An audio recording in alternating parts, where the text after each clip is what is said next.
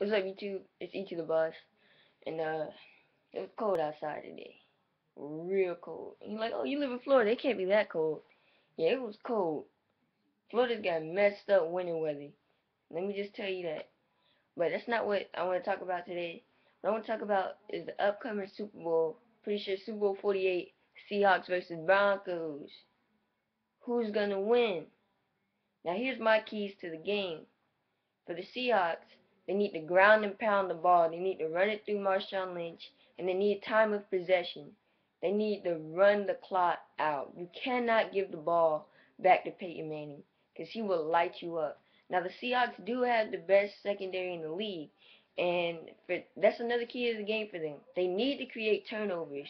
If they could intercept the ball from Peyton Manning and create more scoring opportunities for their own offense, then they have a really good chance to win the game. They need to ground and pound the ball, use the running game with Marshawn Lynch, because the Broncos don't really have that good a defense. I'm pretty sure the overall defense is ranked in the 20s, and if if the Seahawks can run the ball against the Broncos, that opens up the play action game. And the Broncos don't have that great a secondary because a lot of teams that have beat them have beat them through the air. So if they could open up the play action game through the run game, they got some good scoring chances. They also need to just make plays, basically. You got to make plays. Russell Wilson's a good playmaker. He's got to get it to the wide receivers when he can.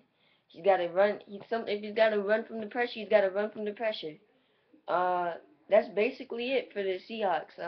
The defense just has to keep doing what it's been doing, and they'll have a good chance. They got to make turnovers. They got to stop the run game, and they'll have a good chance. Now for the Broncos got to air it out. Like, they got to keep attacking that secondary because the Broncos don't really have that great a running game now.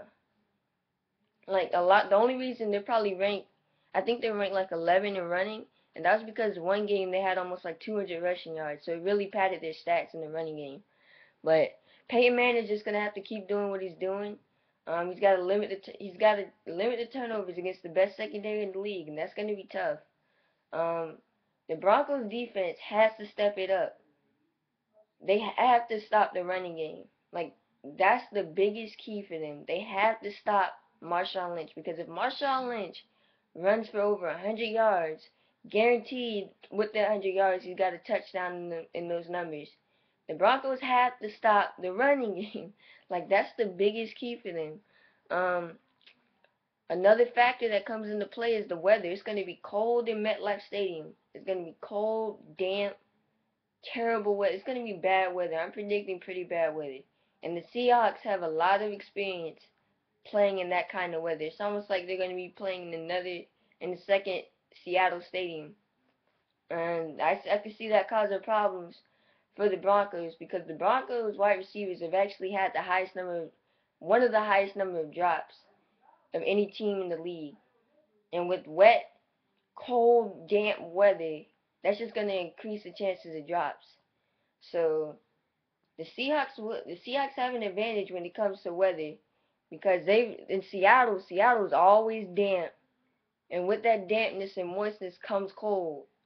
So they're always playing in damp, cold weather. So they're used to that. They're gonna come to New York used to that cold, wet weather. Peyton Manning has had a history of not playing well in weather conditions like that. In fact, in the past, when they played against the Patriots at New England, when it was snowing, terrible weather conditions, they've lost.